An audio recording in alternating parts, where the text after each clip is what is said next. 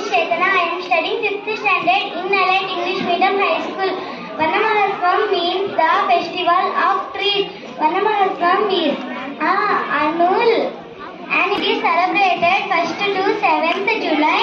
It is started 1950 by Sri K.M. Munshi.